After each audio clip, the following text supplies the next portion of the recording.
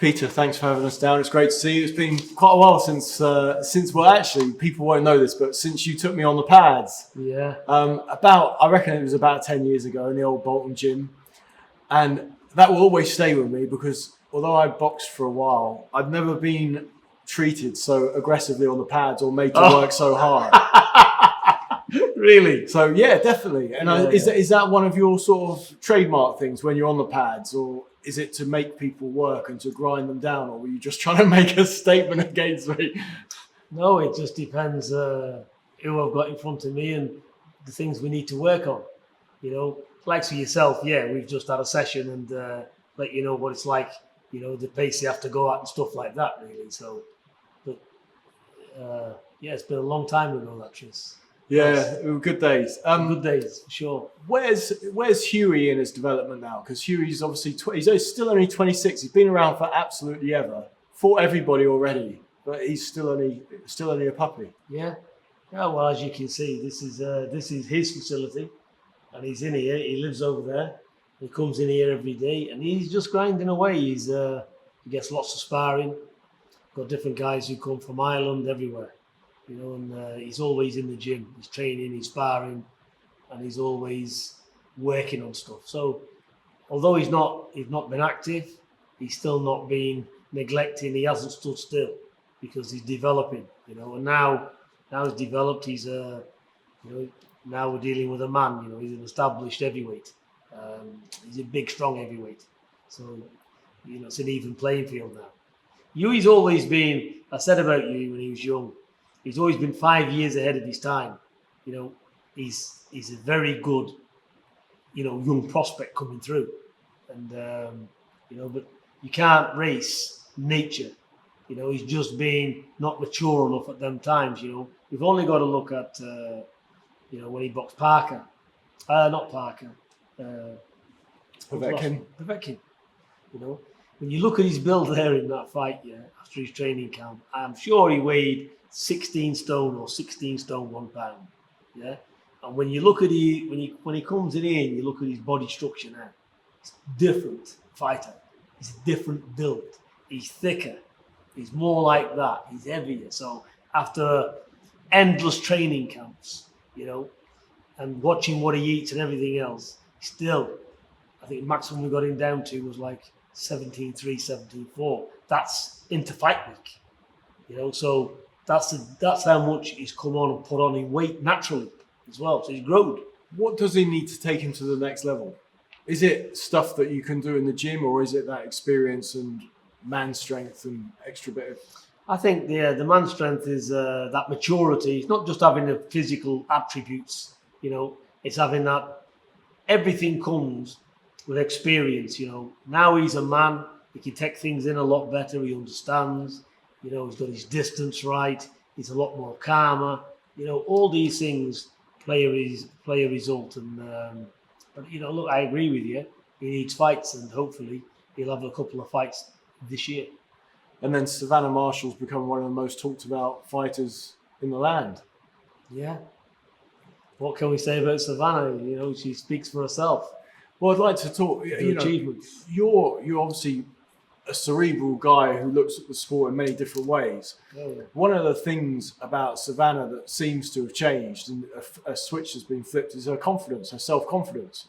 And she seems to have just changed enormously under your tutelage. I mean, what have you done to bring that out of her? And is it something where she did doubt herself and now no longer does?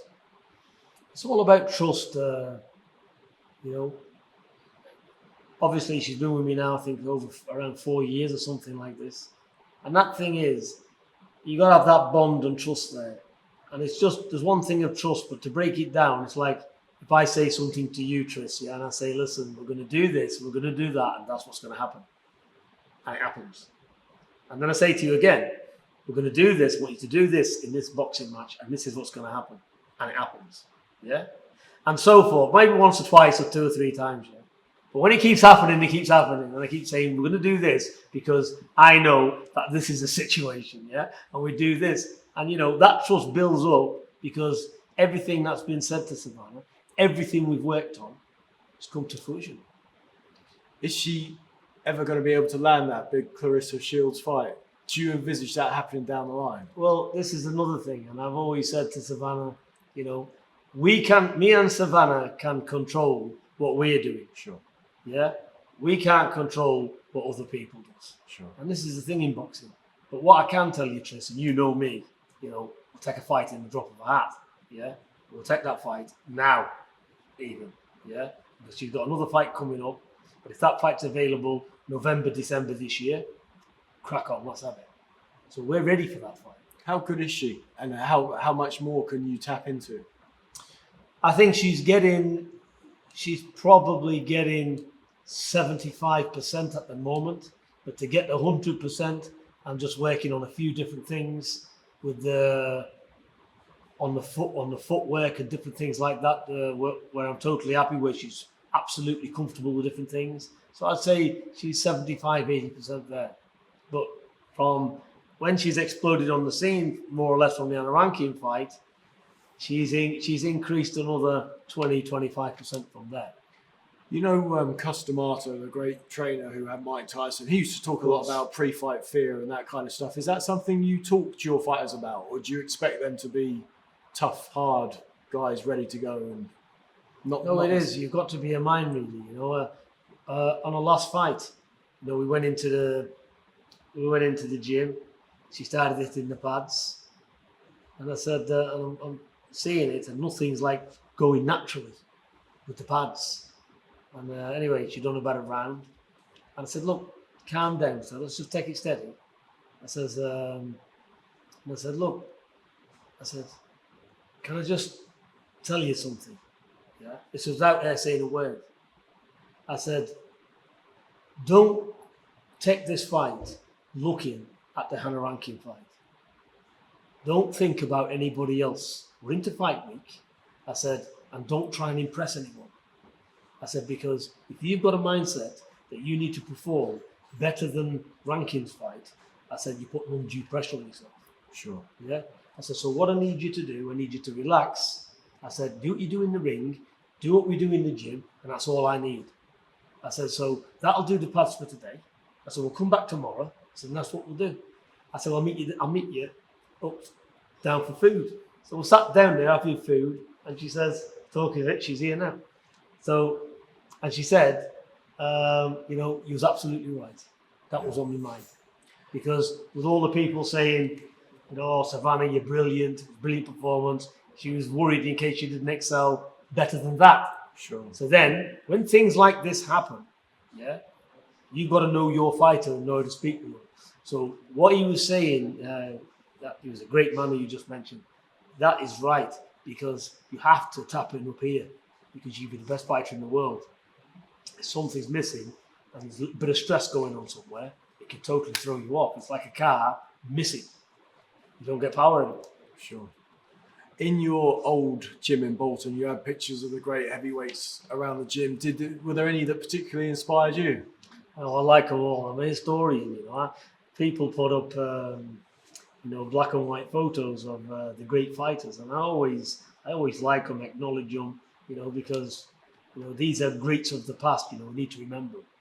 So it's good that there's certain boxing pages around the world that mention these old time. Were there any that really spoke to you though? Did you have favourites, whether it was growing up or people that you might point to as an example now? I like them all, you know. Jack Johnson, Sonny Liston, great left hook.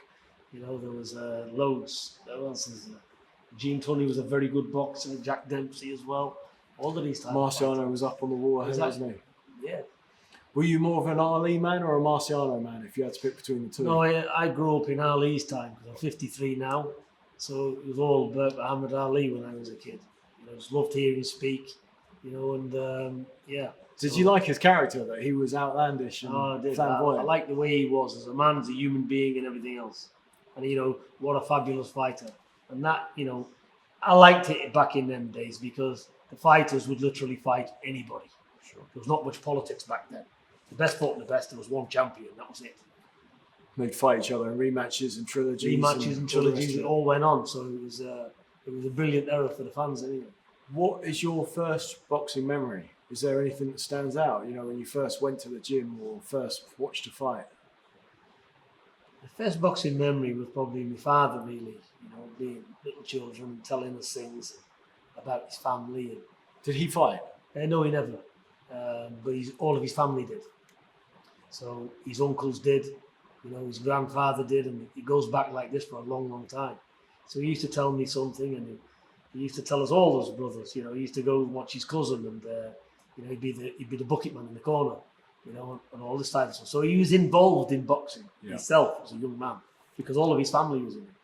So I used to listen to the stories from him, and and then I used to go to the local gyms with my brothers as a young kid, from being like, I don't know, 5, 6, 7, something like that. Were you good at the start when you started boxing? When you first put on gloves, did it come to you quite naturally or not? No, not really. I was a quiet little boy when I was younger. We used to get put in school, and somebody would have to hit me before I did them back, which wasn't very hard because we was put in as gypsies. So back then you had to be able to do something. So I hated school. I used to say to my mother and father, please don't send me to the school, because we're getting entered as gypsies. You can imagine, and we're like 3 weeks in that school, and by the time you've half been battered to death and you're half getting on an even keel, they move you to another one. Did you get bullied? Yeah, more or less we did. I certainly did as a young kid, but even back then as a young lad, if I was hit, I'd hit back. I'd probably be having a scrap in the playground and crying at the same time, because I didn't like it. So that's all I can remember as a young kid at school. At what point did you start to like it? Well, we've always been doing bits and pieces, and going to the gyms with my brothers and stuff, and I think probably around 12, 13, something like that. Something just clicked, and then it was. I was probably fighting quite regular, actually. What did it do for your confidence? I never really looked at it like that. I suppose being young, when we had any issues and one thing and another, and somebody wanted to have a fight, we'd have a fight because that's how it was back then when I was younger. And I'm not about like our own culture. It was never the case because we never hardly stopped with our culture that much. We was always by ourselves. So just with every day, in pit mining villages, really, with the pit miners, the sons and stuff. So we'd be having a song and dance with them on a very regular occurrence, probably at least once or twice a month. How many brothers and sisters do you have? I've got no sisters. I had 4 brothers. Did you have many amateur fights? No, I only had 1. Okay. Where did you live through your teens? Where were you? Where did I live through my teens? Mainly all over the northwest. Yorkshire as well. I was born in Dewsbury as a child, and travelled up and down when we were younger. Were you a hellraiser? But when I was a young kid, in your teens. In my teens, probably, I was always into some kind of trouble. Boxing and when I say boxing, fighting wise and stuff. When you turned pro, what was the expectation? I never took it serious. I didn't know anything like I know now, and it just didn't bother me. It's like back in the fish and chips and just get in there. It didn't really matter. What was it? Just a matter of making a few quid and that kind of stuff? I don't think it was a case of that because I had money and that. I think that's the main thing with me because I could get me living and stuff. I never dedicated to it at all. I liked it. And I'd go to the gym and spar with the family members and stuff, and just do it like as a pleasure type of thing, as a spare thing, as a spare time thing. Yeah. As a hobby. Yeah, as a hobby. It was like that for me because I couldn't rationalise in my mind. I used to listen to my manager at the time, Tommy Miller, he was called, from Halifax, and he used to say to me, Peter, when you fight, he says, you're going to get 200 quid. Yeah. I'm looking at him and I says, yeah. I said, that's all right, Tommy, yeah. And I've always been respectful to my elders. And then I come out and think to myself, I've just had 1,200 quid 2 days ago. So, and then I'd go back home and I'd speak to the missus and stuff like that, and the time involved. But I always knew with boxing, to commit, there'd have to be a lot of time involved. Sure. I loved the boxing, and I could handle myself when I was younger. So obviously with the fights up and down and stuff, we knew what to do. We were always in gyms and stuff. But like to dedicate for that kind of money when I was on that kind of money, and families as well, and saying to me, "Why do you want to do that when you can do that?" I could get me living a lot easier than committing full time to the boxing. So you fought David Jules in your pro fight, and the Boxing News report was pretty scathing. Do you remember it? Did you ever read it? I know it was terrible. I got in with a fat over me trunks and everything. I know. You were 15 stone 3, so you were lighter than you are now. Yeah, well, I'm still a fat bastard, aren't I? Yeah, I'm not like you, 6 point whatever it is. But yeah, it said you made a losing debut. You said Fury took a 3 count in the second and showed nothing, with Jules not much better. Yeah. Not very complimentary, is it? Did you read it back then? We just went out and had a slugging contest. We just stood there. He was about as fit as me, actually. Yeah, he was a stone heavier, I think. That's right. No, I think he was a couple of stone heavier. A couple of stone, 18, 19 he was. But so we just had a slugging match for 2 rounds, knocked the shit out of each other for 2 rounds. And at the second round, I couldn't come out because I couldn't breathe. I was that unfit. And I punched myself to a standstill, basically, in 6 minutes. And got back. And got back to the changing room. And my heart was racing that much. They thought I had a heart murmur. So I had to go for another 6 months of messing with that. And that was okay anyway. Yeah, it was just that being unfit, and having a war with him for two rounds. But we didn't show no boxing whatsoever. We just got in and started landing bombs on each other. Never even tried to get it away of anything. And what did you think then? Because you didn't fight again as a pro. Actually, after that fight, I spoke to, I used to train in Burnley. And got right down to 13 stone 2. Yeah. And I don't know how old I was back then. What was it? How old would I be back then for that fight? I don't know. I was gonna look. I didn't look in the end. But did it sound right that you would have been about 26? No, a lot younger. Okay. I think behind 20, 18, 19. Oh, really? Okay. Maybe, okay. 20, around there, I think. You'd have to check. Yeah. But yeah, and then after then, I got my weight down under about 13 stone because I was only young back then as well. So when I was 15 stone 2 or 3, I was a very fat 15 stone 2 or 3. Right, okay. It was excess. It was excess. Yeah. Like I am now. I'm a mature man when I was. Sure. When I've grown. Now I'd be trimmed down 16 stone and be an athlete. Yeah. So that was the difference back then. But I got training again. But like I said, I just drifted away from it because of my business and stuff like that. What was the business? I was buying and selling a lot of vehicles at the time. Okay. Yeah, but we had big setups as well. I actually had one of the largest commercial vehicle sales in England. Okay. Back then. Legit. Yeah, it was legit. I know people say, he's a bastard criminal, all that, and I'm not hiding anything. But back then, when I was younger, I had a straight living, and I'd done very well, by the way. Was it not best just to stick with that then? 150%. That's what should have happened. So basically, this is what's happened. Yeah, the boxing, was there. I could have went into that. Like I said, I had one fight out of shape. That didn't bother me. I never got hurt in it or anything. Sure. So I went back, tidied my job up, lost the weight, and I should have. No, I had no regrets probably leaving that because you do what you do in your life, yeah? But I left that to concentrate on my business, so I definitely should have stuck to the business. Yeah. But obviously, I drifted off that in the end. That legit business sounds quite promising. What happened? Did you sell it to someone, or did you wind it up, or literally did you just take your foot off the gas and go somewhere else? I think back then it was in the early 90s. I'm losing dates. What was it? 88? Yeah, 88, 89, 90, around them times, 88, something, 87, 88. And, I think I had about, where you'd see like pockets of little van sales and you'd see like, they'd have like 10, maybe 15, 20.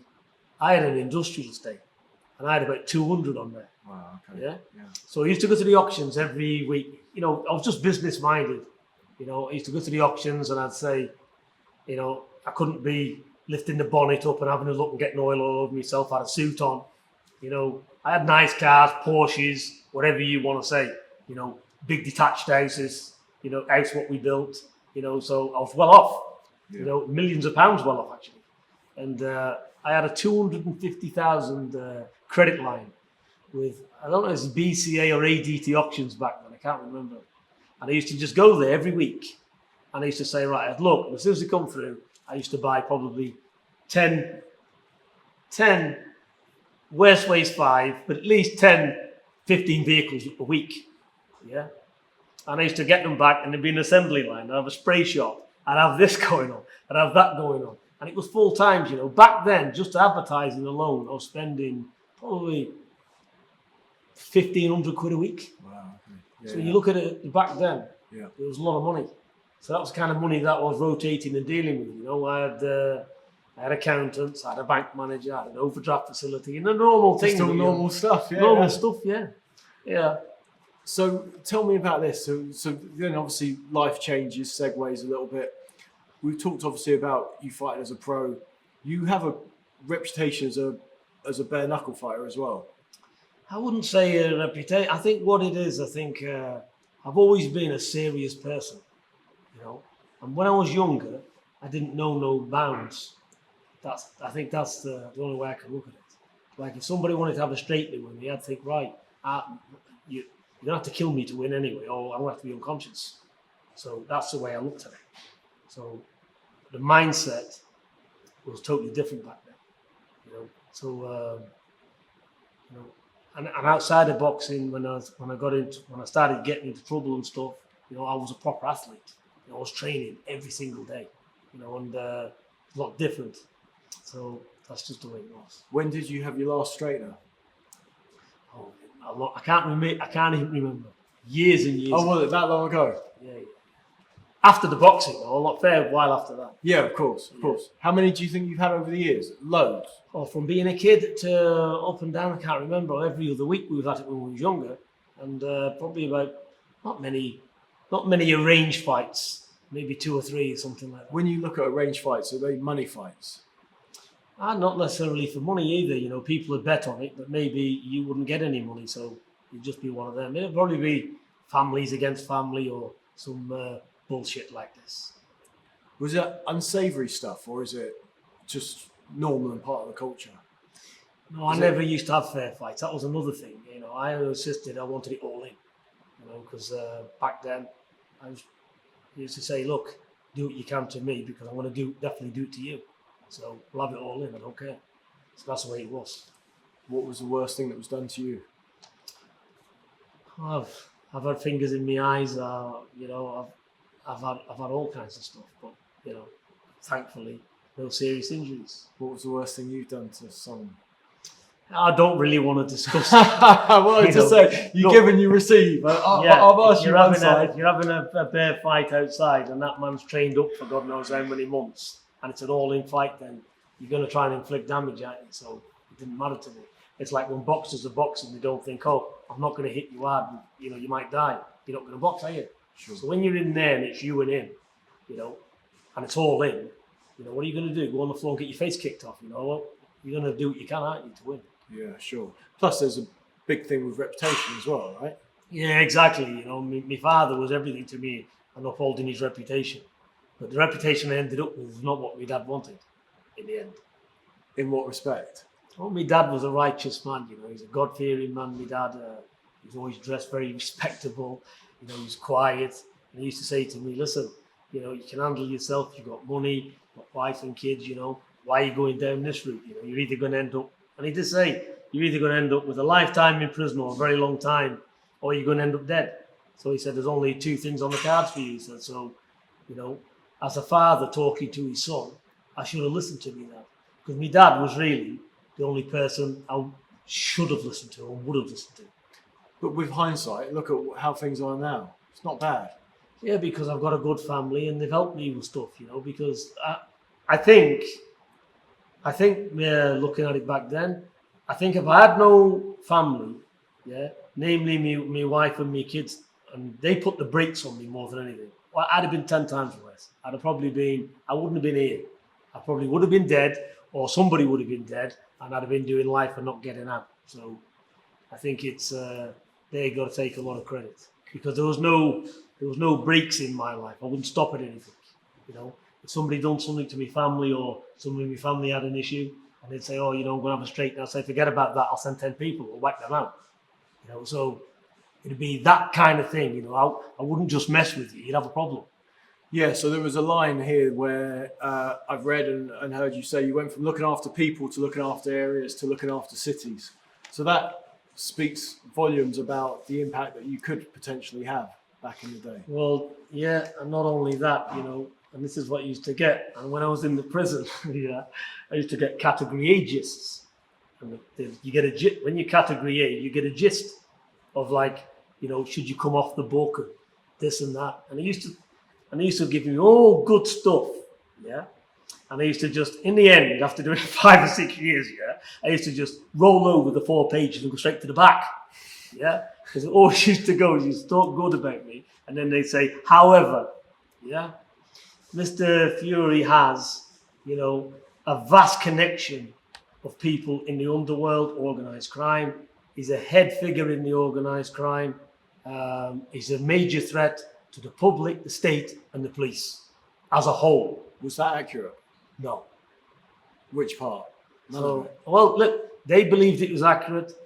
The man I was on the street, and probably to some extent, probably while I was in jail, because while I was doing my prison, I had it in my mind, I'm not getting anything.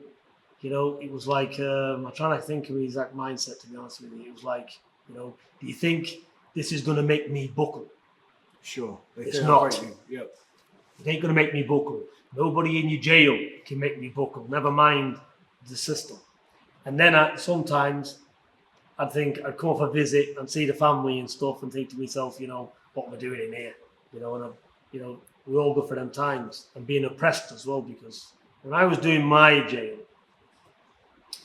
I wasn't left to do my jail like normally. When you're on the Cat A system, you're constantly being looked at. You're constantly under threat. You're constantly fighting against further charges coming because they don't want to let you out, basically. They want you to stay in there. So it was, I know what being oppressed and being like that, if you know what I'm saying.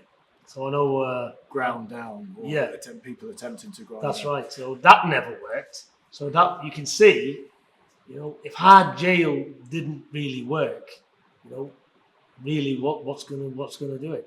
You've been called one of Britain's most feared crime lords. I don't know where, because I've always been polite to people. I suppose you could relate that to what was going on in the city.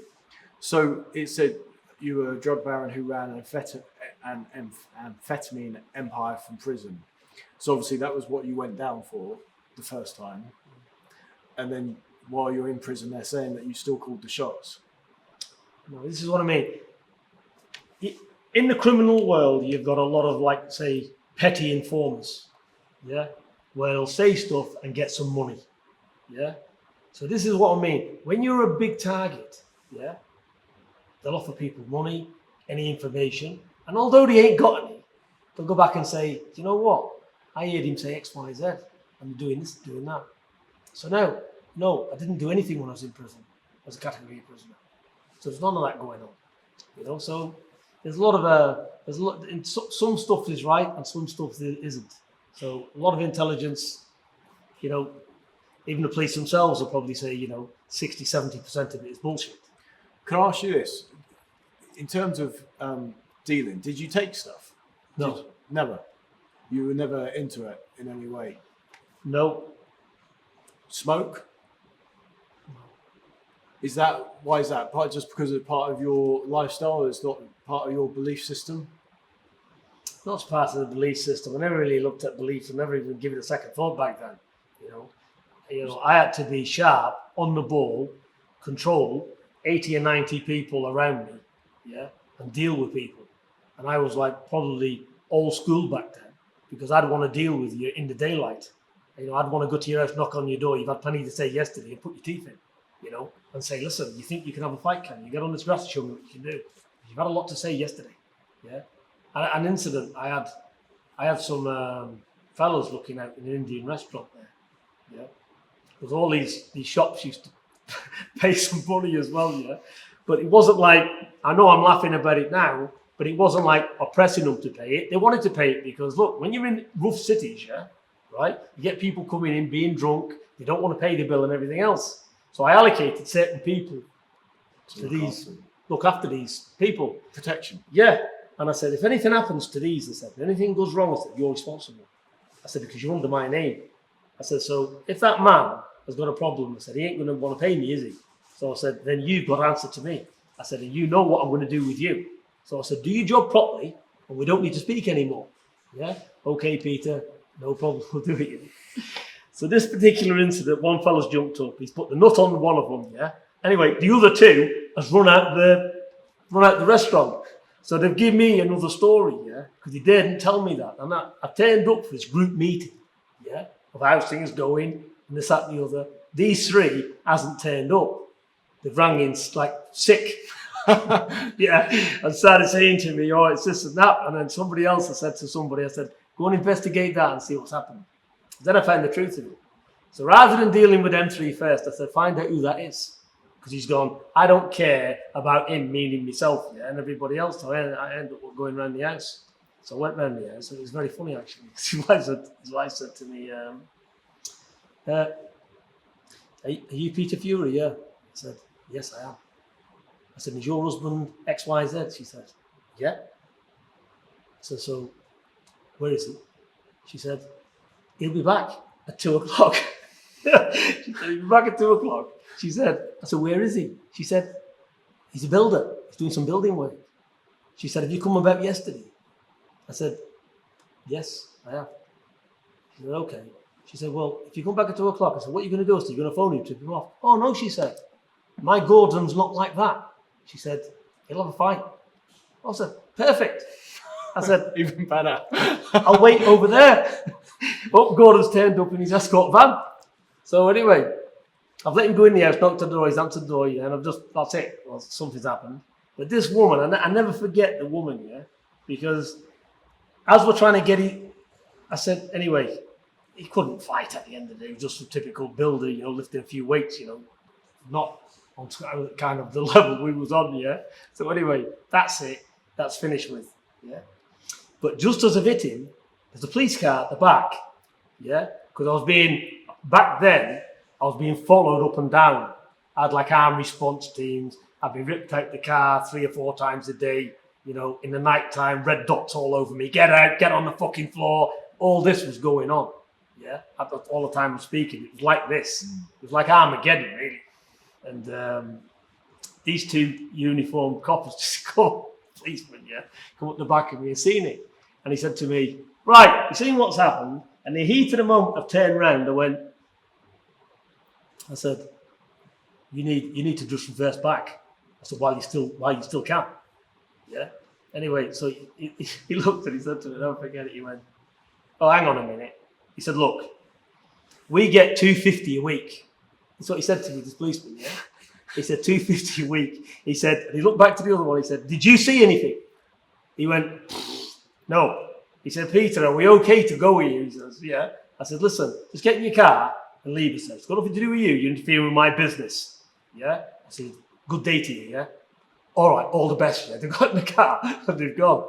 This wife of his has helped me with him. Get him in the house and he's on the seat, yeah? And talking. And she said to me, you know, he'll come round in a minute, Peter. She said, do you want a cup of tea? You know, do you want anything? You know, when you look back, you know, and I've had situations like this, funny enough, you know, with women in the past that's connected, there's the husband, and normally you'd see like screaming and going absolutely berserk. This woman was like, it was all matter of fact, you know. Yeah, you know, well, he's asked for it. He thought he could do some good with you, Peter, so he's had a go, hasn't he? Stick the kettle on. Yeah. That one. Yeah. You described prison as hell on earth a couple of times. I've seen you say that. Were you not high up on the pecking order in that respect, or did you feel that you would have a target on your back?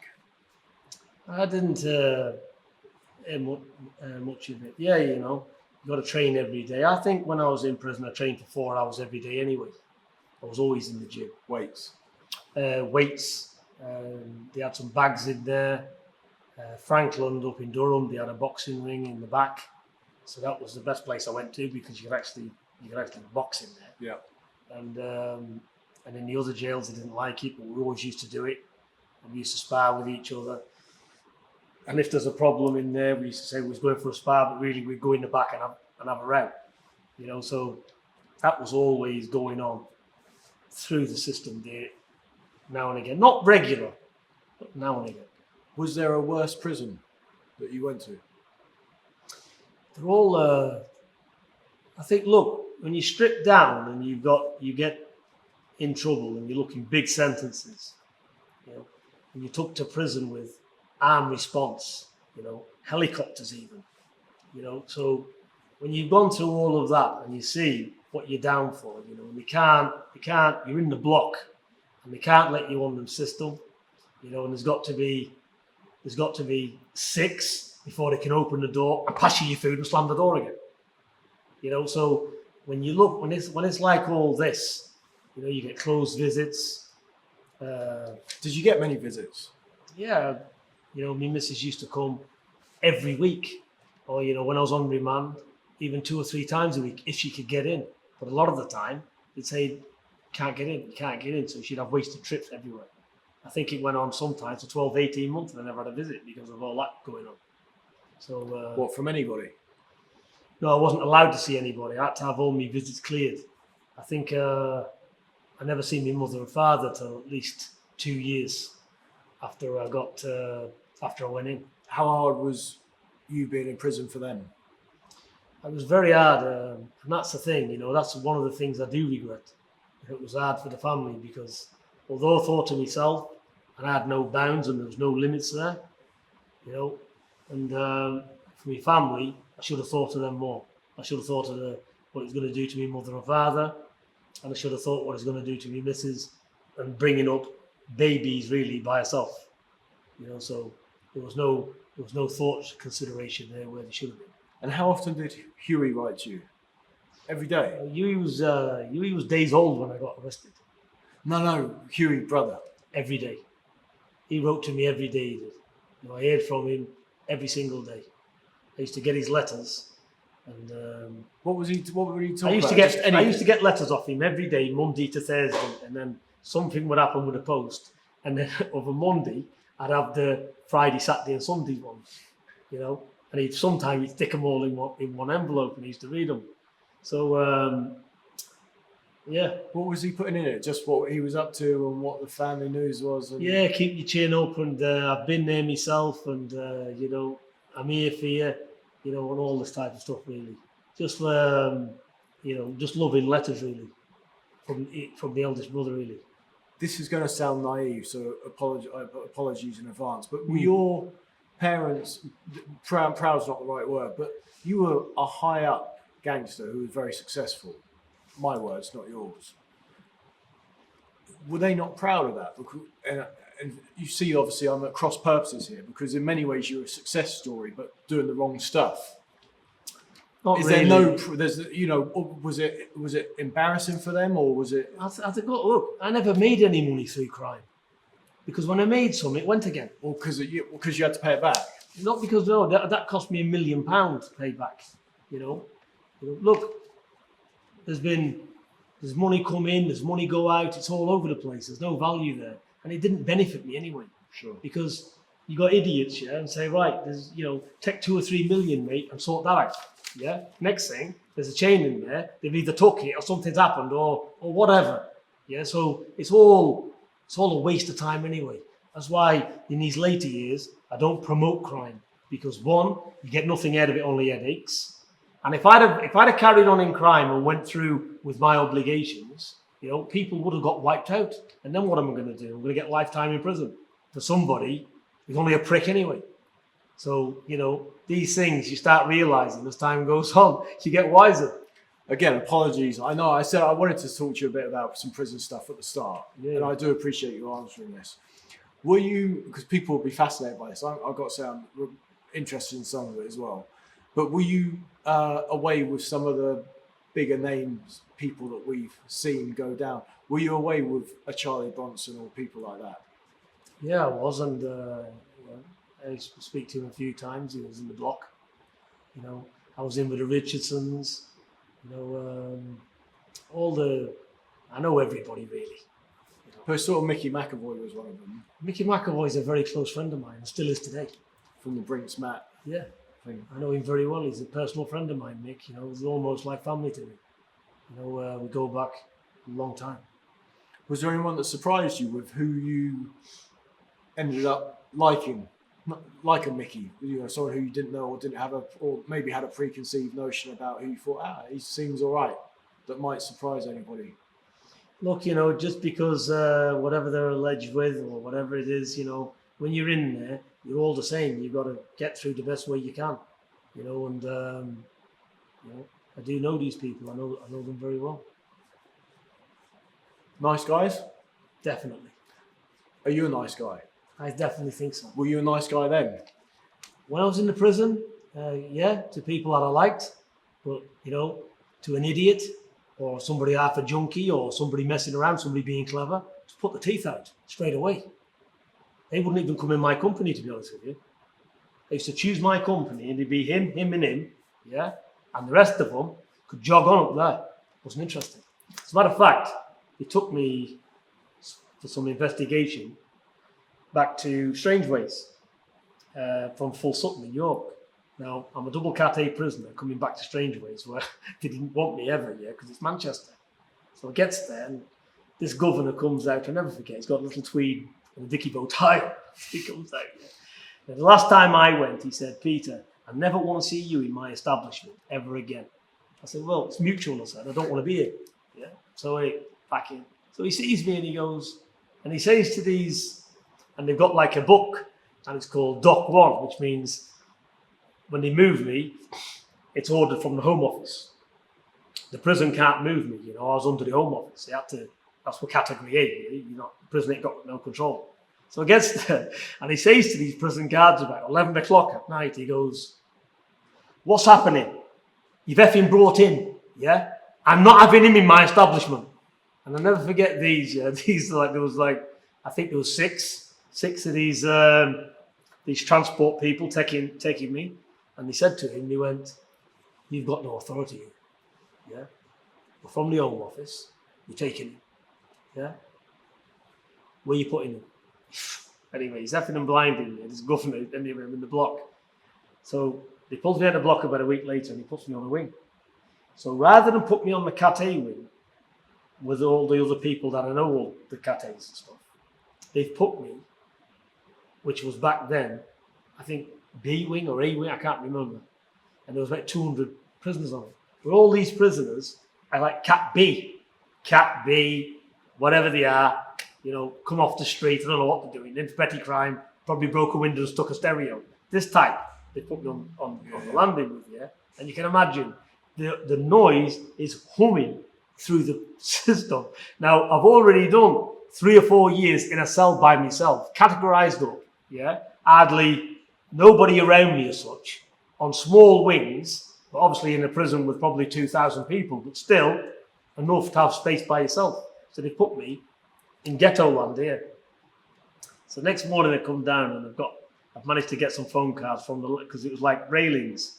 And now, today, you've still got the Cat A wing there, but now this wing I'm on about is like in VP, sexual offenders, it's that wing now. Yeah. So they passed me the cards through the bars.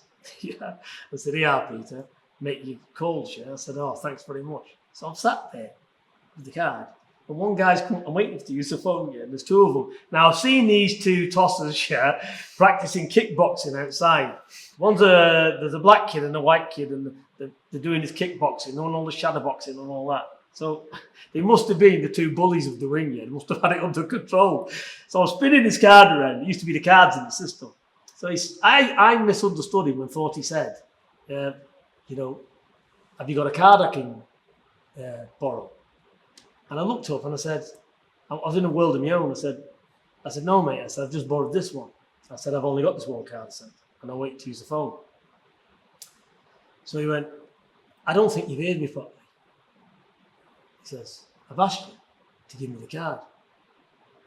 So I looked away from him, I went, and I've got the card in my fingers. I went, "Do you know what? I've just come here." I said, "I certainly don't want any trouble." I said, "Here, the car. As soon as he's grabbed it, yeah, well, you can imagine. So I've hit him, yeah. The next thing, his pal has took off, and there's 4 landings of stairs, yeah. So the governor, who doesn't want me in the system, yeah, he said, don't give me jail at all. He's doing his rounds, walking around, yeah. The next thing, this kid's come running past him, shoved him everywhere, yeah. The alarm's gone off, and I'm in pursuit of him, because I said to him, I'm going to kill you, I said. Yeah, anyway. So anyway, that was it. He run in his cell, shut the door, whatever, and that was it. So they come to me, locked all the side down, and I just said to him, I said, right, I said, like this, you've put me on a wing, I said, full of these parasites, as far as I'm concerned, yeah. I said, so what I'm going to do with you, I said, I'm going to be mutual back with you. So I said, if they come on my side of the landing, I said, I'm going to throw them over it, I said, and I'm going to punch them to pieces on the way over. I said, that's what I'm going to do. I said, when I get out of this cell, I said, anybody walks on this whole landing, I said, I'm going to terrorize them. I said, because I want to do that anyway. I said, and especially what's happened downstairs today, trying to take my phone card, I said, I'll fucking kill you for that, I said. You're not doing that to me. So I said, that's what we're going to do. So he slams the door. He said, we'll see you back, yeah. Slams the door. So I thought, right, I'll pack my kit, I'm going to be going, yeah. Because normally they come in, an army of them, yeah, get you down on the floor, and you swing back off to the block, yeah. So I thought straight away, I'm going back down to the block. But no, he opened the door, he went, look. He says, it's a wrong move, I've made a mistake. He says, can I speak to you normally? I said, yeah, of course you can. What is it? He says, if I move you on A-Wing, yeah, he says, is that it? We're not going to have no more trouble. I said, why did you put me here? He said, because when you're on A-Wing, he said, everybody respects you over there. He said, and if you have a problem over there, we ain't got a problem with you. I've got a problem, he said, with 25 Cat A's. He said, so that's my problem, isn't it? He said, that's why I didn't want you in prison. Yeah? He said, because they're already kicking a fit saying, what have you got him over there for? Bring him over here, he said. They're already on about, having protests or whatever over there. So I said, well, just send me over there. So anyway, he sent me over there. And that's the only time there's been any confrontation with any kind of like system, was that. And there was no confrontation. There was no problem with the officers or anything, really. It's just that. Did you walk around freely in your mind, or did you walk around thinking some psycho is going to try and make his name at your expense? No, I've never been feared of being stabbed, or I would be feared now, but back then it wasn't like that. I can't tell you how my mindset was. It didn't bother me at all. I could see somebody coming. I've got eyesight. Of course, I look around me. You're not in a comfortable surrounding. You're in a life and death situation. But from being in the lifestyle I was already in, and this type of thing, it was like normal procedure. But you've got to watch what you do.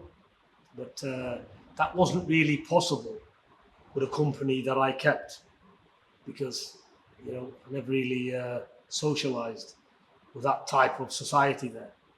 Only where I was on the wing for a few bits of times. Really, when people's like you and they're doing heavy sentences, they're more or less very calm until you push and something breaks. But it's like if me and you was in jail, we'd get on, because you're a normal get on person, yeah.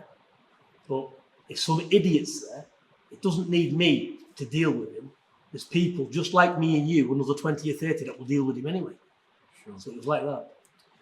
Is it surreal, or was it surreal, when you're then, years later, ringside at Tyson fights, and you're at Madison Square Garden, you're in Dusseldorf, at huge high-stakes fights, and you've been locked away, and people have wanted to throw away the key, and yet here you are at the top of boxing? That's got in some ways mess with your head. How what a turn of events. You know what? I can only tell you how my mind sees it. I don't see being at the top of boxing. I just don't see it. I've been involved in a lot of stuff in my life, and some things obviously I can't speak about. I've seen a lot of things, far more things than probably a lot of people seen, and You know, for me, it's pretty normal. I've always done things top end anyway. Yeah, but it's different, isn't it? You know, when you're, because you become, I suppose when I was going to say you become a celebrity in the public eye as well, which is probably a word that you're not keen on. But I suppose you've also been a celebrity in a different world as well. So I suppose that's really nothing new to you. But it's just different. It's got to be, in some way, it's got to be somewhat humbling to go from being in prison to being ringside, making a big difference in Dusseldorf when you're about to fight a Vladimir Klitschko, one of the all-time greats. That's a journey, isn't it? Yeah, you know, but you know, it's just helping family, isn't it? Doing the best you can for them and just having that trust in them and believing in them and guiding them the best way you can, you know. But out of all of my things and, you know, going back, you know, I've got friends that I had back then. I've got them today. I've not wronged any of my people at all. You know, we've had fallouts, you know, look, even on major levels, we've had fallouts as far as Wales is concerned. That's all it's ever been. And, you know, I've always had good people around me, and I've still got them today, thankfully. Do you make amends with people that you fall out with? Have you built bridges before? No, because it depends what it is, you know. Always fallouts when I was younger would be money, wouldn't it? You know, people would try and rob you, and you'd have to try and sort it out. You know, so that'd be more or less what I'm talking about. I was kind of more alluding to family stuff, which I know you didn't want to go into, but I was just wondering if bridges can be built. It's obviously quite a high-profile thing with you and Tyson and John, but we'll save that one for another day. When Huey passed in 2014, how hard was that? Yeah, it's hard, you know, it's hard to even talk about, but, you know, listen, I'm a firm believer. I know it doesn't sound like it going on about all this past you brought back up with me, but I am. I'm a God-fearing man, I'm a Christian, and, you know, I do believe in the afterlife, and I believe all of that. And if I didn't believe in that, I couldn't carry on. I couldn't train these, I couldn't do anything because there'd be no point, because nothing would have any interest for me, because it's all, I know it can end tomorrow. I've had a brother go at 50, I've had one go at 53, which is my age, lost two brothers, lost my mother recently, you know, so if I thought there was nothing else, there'd be no point in going on. You know, so I for me, my belief is so strong, I know there's something else anyway. I'm not even going to go into that, but my beliefs are very strong, and that's what I believe in. Do you worry about your own life expectancy, though? Does it cross your mind? It crosses my mind at 42. Yeah, it's going to cross my mind. Listen, it does. You know, it cross everybody's mind. Anybody with any sense, as when you get to my age, you've got to start thinking to yourself, material things, you know, you need to get yourself prepared because anything can happen. So that's the kind of concern I've got, is to understand things can go wrong and plan stuff and make sure that the family's okay if anything goes wrong. So that does cross my mind. If you could say, what's been the best 5-year period of your life, roughly? So you could say 85 to 90. You could say 95 to 2000. What period? Listen, even in drastic times, yeah, even when things look like the world's fell in, you know, the world's on your back, you're probably never going to get out, you're never going to see daylight, all of these type of things, yeah. There's always good times in every situation. So, you know, you've got to have your faith. When the shit hits the fan properly, they're all big men, everybody, I see them on the internet, they all want to be big, they all want to be big criminals, they all say they've done things which probably they're exaggerating and they ain't really done what they said. Yeah? It's no clever thing to be in trouble. Yeah? It is what it is. I'm giving you my mindset, how it used to be back then when I was younger. But things change, and you know, we all change, and that's it. You know, you never can correct what you've done. And if you can learn from it and put things right the best way you can, that's all you can do, isn't it, going forward? Are you proud of where you're at now? I'm proud of the people that surround me, you know, the people that I've helped, you know, and that respect that they give me back. So I'm proud of Savannah, I'm proud of my son Huey, you know, I'm proud of what everybody achieves and what I can help do for them, and that's it. It's a two-way street, you know, so, you know, that's what I'm in boxing for, you know, and I've always loved the sport of boxing. So it's nice to be able to help people where there's no politics involved, there's no school degrees, it's about getting successful, and that success is there and achievements. That's all it is for me anyway. It's achievements in boxing for them to achieve good things and be able to say, when I'm not there and the years to come, because them years will come. These will be my age before they can blink, and they'll look up and say to the families, listen, he was a good fella. He helped me out back then. That's all I'm after these days, right now. When I was a young fighter, I went to Philly to train because it was meant to be the fight capital of the world. And yet you had a Philly fighter, Eddie Chambers, come to you to learn. What was the chemistry between you and Eddie, and how did that come about? Because, like I said, he had everything on his doorstep, yet he traipsed around the world after you. I seen a guy who come, I don't know whether he was training for Klitschko, I can't remember. He come over to Belgium. I got him over to spar. I think it was David A, actually. Yes, being his stamp the way he was and sharp and quick, I got him over to replicate David A. And when he come over, I'm looking at this guy who was about 13 something stone, and he just looked undernourished, and different things, and I spoke to him, and he was a real down-to-earth guy, and he said, he was having a few issues at the time. And it's not for me to go into what his issues are, but, he spoke to me, and he asked me a few things, and I've always been the same. If somebody needs me help, I've always been there, and I've always do what I can. I will help people. That's my nature. That's always been like that anyway. Somebody come and wanted any help from me, I'd help them. So, and I just said, why don't you? I said, come over. I said, and we'll help you. I said, you can come over, train here. I said, get your diet right and everything else. I said, let's get some doors back open for you. I said, get training. But Eddie Chambers was one lovely fella. He had lovely boxing skills. And, we managed together. I think he had 4 or 5 fights with me. I can't remember how many. But he got his weight back. He's a solid heavyweight again. But he had a relationship, which is his wife now today. And he just said, I've been away from home now. It's over a year. And I am missing my home and stuff. And I said, listen, go back. I said, you're established now. You're back on your winning ways. I said, take it up back home. I said, get back to your family. I said, that's what it's all about. And we're still in touch today, Eddie. I've got the height of respect for him. He's a lovely fellow, he is. You mentioned David Hay there. Was those 2 fights not happening? Were they 2 of the lowest moments you've had in boxing? Because you put a lot of time and effort into them, training camps here, there, and everywhere. Again, not for me, because it's. I've always said, when you're good enough, you'll get the achievements anyway. Yeah, there's always politics going on. Like I said, we can never control what the other person's going to do there. So for me, I've seen it all. I've seen ups and downs. So it's all water off a duck's back to me. But for the fighter, it's not, because they ain't lived my life, have they? So that's just the way I see things. So it didn't bother me too much, because I knew there's green around the other side anyway. It's coming.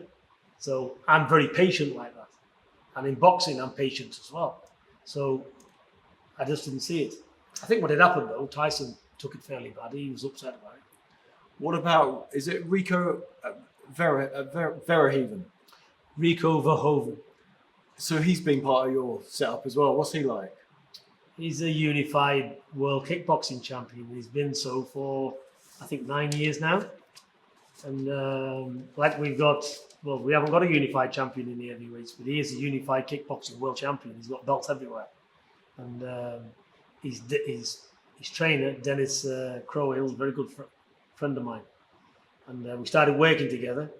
And Dennis said to me, I'll tell you how long it's been. He was coming off a 2nd round loss to Errol Zimmerman.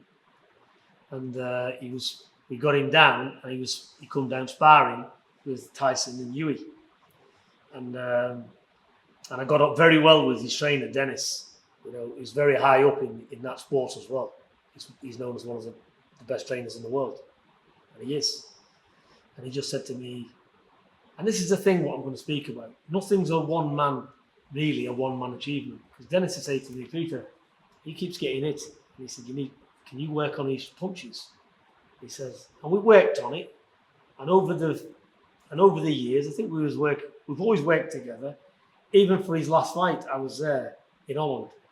So we constantly work together. He comes here. The Huey are actually any time. They'll be here soon. They'll be here this year. And we worked on his boxing, and it had to blend in with the kicks and all of that. And we got his boxing properly. And, and he's just gone from strength to strength with it. To the point where he's been good sparring for your guys. He's been very good sparring. He's a good personal friend of ours. And yeah, he's won everything. So, who's the best heavyweight in the world today? Well, until they've all fought, we won't know, will we? We mentioned at the top Customato, and he was training into his 80s. How long do you want to do it for? God only knows. I keep saying, I'm not going to take any more fighters, but Shakespeare come, lovely young fella. He helps with homeless kids and stuff. He's got 4 little kids himself, and when you see young fighters like this, and they're very, very nice people, and you can input, and possibly you can change the life for them, are you going to turn your back on it and say, well, I can't be bothered? That's what life's about. And that's why I say to you, coming back to it, because I believe in the blessed Lord, and I try and live by it, it's about doing good things for the people. So that's another reason. So if I never had that faith and I wasn't the person I am, I probably wouldn't be here doing it. Because look, money's not my issue, is it? I can go and live in the south of France, I can do what I want, but I'm not really interested in all that material shit. Have you got a place in the south of France? Yeah. So I'm more interested in helping my fighters and bringing them through and doing good things for them. And it's a challenge for me as well. So if I can mould that fighter and get them to do what I want them to do, and I see it in there. And I love boxing, so it's perfect. So I'm enjoying it as well. It's not just all for them. I'm enjoying it. It's like when Savannah does something in the ring and I think, yeah, she's put a foot there. It might be blind to all of you, yeah, but that's what I can see. And I'm drumming it home. She's working on it. And I'm doing it. I'm telling her to do it. And she's working on it. And eventually it comes. That is nice. That's what makes everything work well. That's rewarding for me there. So I've got some quick fire questions from some subscribers. Max Lewis says, were you locked up with Vic Dark? Yes, I know Vic Dark very well. What's he like? Tell us a Vic Dark story. Very good. He was very unique.